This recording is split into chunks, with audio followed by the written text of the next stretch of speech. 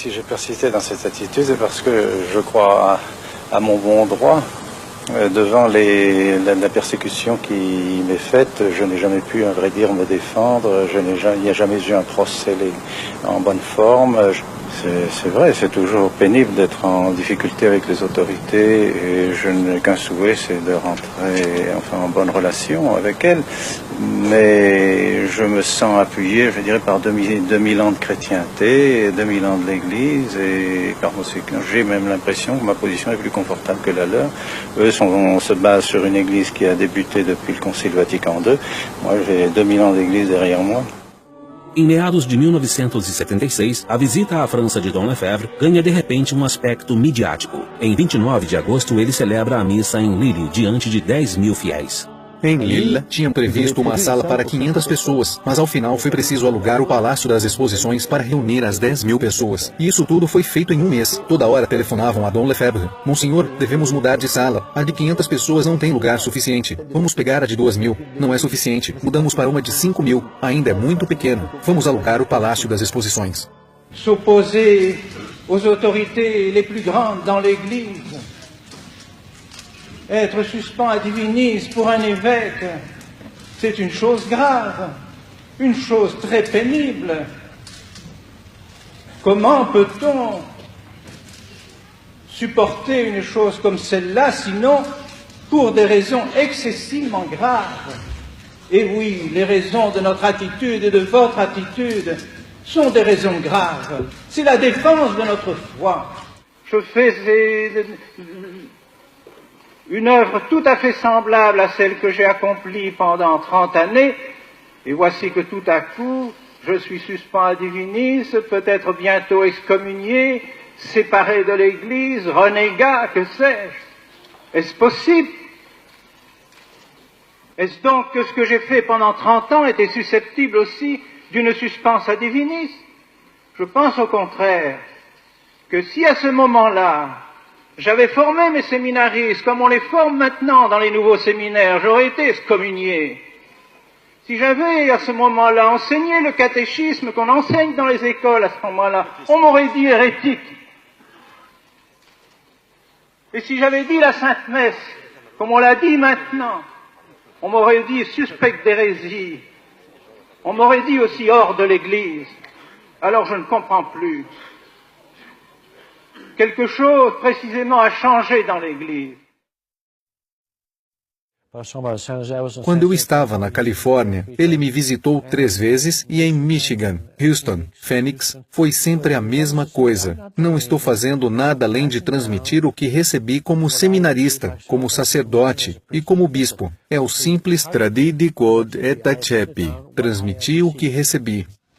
Je veux qu'à l'heure de ma mort, lorsque notre Seigneur me demandera qu'as-tu fait de ton épiscopat, qu'as-tu fait de ta grâce épiscopale et sacerdotale, je ne puis pas entendre de la bouche du Seigneur, tu as contribué à détruire l'Église avec les autres.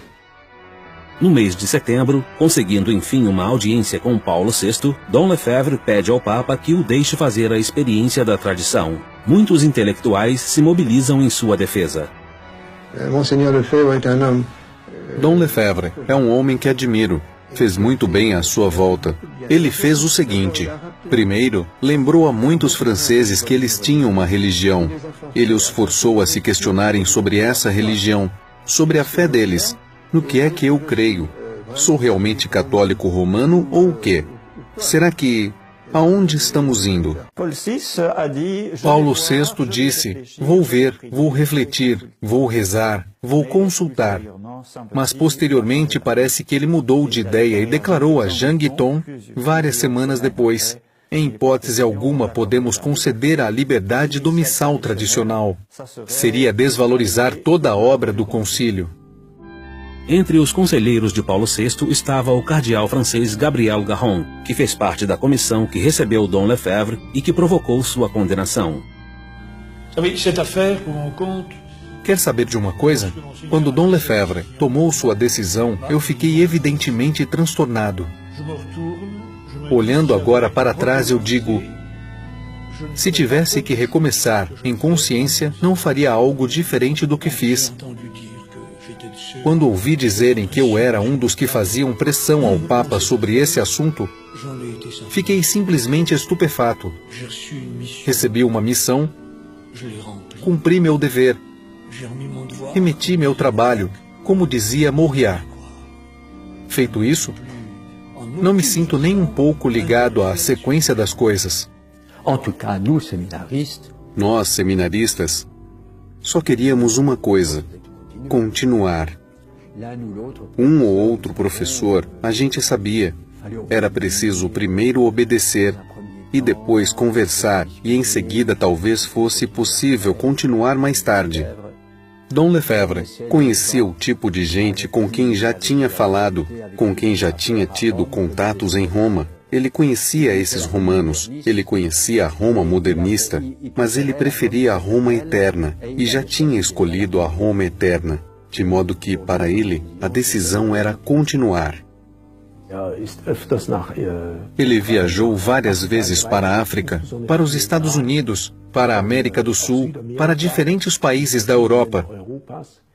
Fez conferências em muitos lugares do mundo.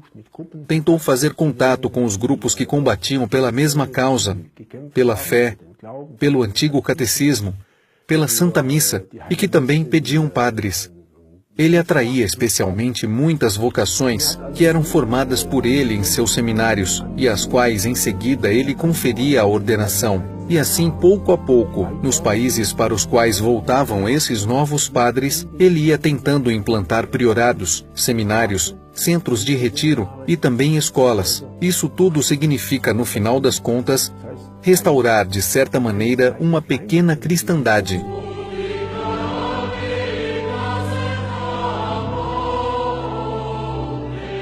Dom Lefebvre é diariamente solicitado.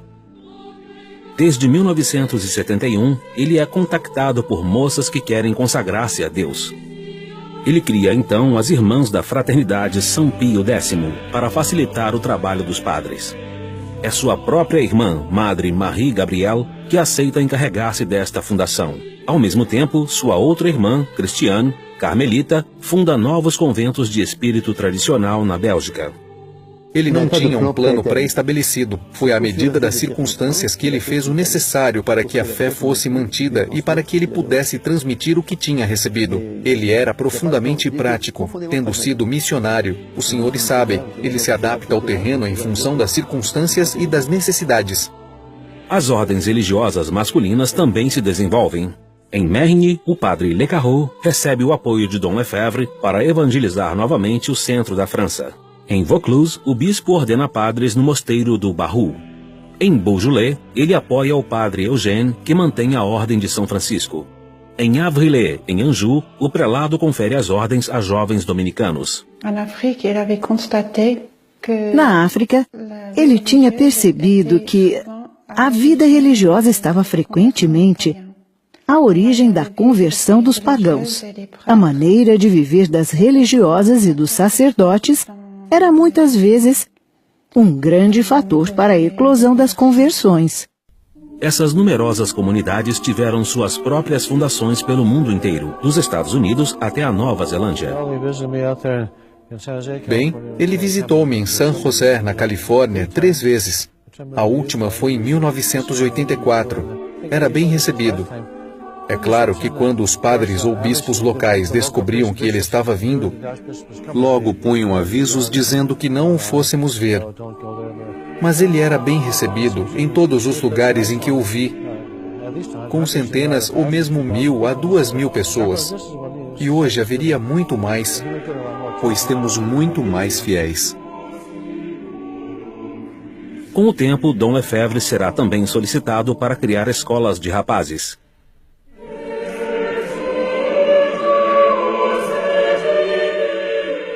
Ao passo que as dominicanas de Brignoles e Fanjeaux vão fundar escolas de meninas.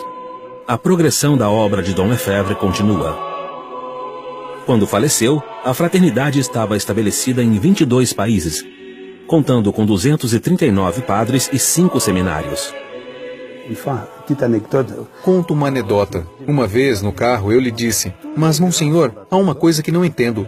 Todos os grandes fundadores de ordens tiveram um comércio com o céu. O senhor não vai me dizer que também não tem lá seus truques? Ele me deu um murro no banco de trás do carro e me disse: quer parar de dizer bobagens? Ele não disse que não tinha, mas porque simplesmente não havia outro jeito.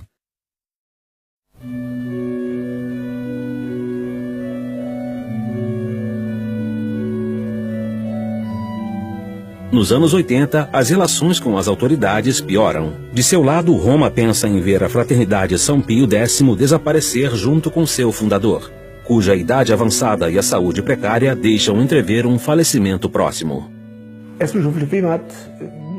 Dom Lefebvre falou-me pessoalmente sobre a ideia de uma sagração episcopal pela primeira vez em 1983. Ele na época estava doente e me disse que talvez fizesse alguma coisa precisamente para garantir que, mesmo depois que nos deixasse, os seminaristas pudessem ser ordenados em nossos seminários. Mas ele era ainda jovem demais. Ele consultou e pediu conselho a diversas pessoas leigas e eclesiásticas, não somente no seio da fraternidade, mas também fora dela. E ele rezava nessa intenção, rezava sem cessar. É realmente a primeira vez na história que vemos representantes de todas as religiões rezando juntos. Em 1986, João Paulo II convida todos os representantes das religiões para rezar à sua volta. Tive a ocasião de ir a Econe. Falei com Dom Lefebvre. Ele disse: olhe os projetos dos quais se falam em Roma, que o Papa quer reunir todas as religiões e ir a Assis para que todos rezem juntos. E eu me lembro muito bem. Monsenhor pôs as mãos no rosto dizendo: é o fim das missões. E realmente com grande pesar, como se alguma coisa lhe tivesse magoado profundamente, porque ele tinha uma alma, eu diria, profundamente missionária. Pour Monseigneur Lefebvre, c'est impensable. Isso, para Dom Lefebvre, era impensável. Poder colocar assim o erro e a verdade em pé de igualdade, como se disséssemos hoje que os mesmos direitos poderiam ser dados tanto à saúde como à doença.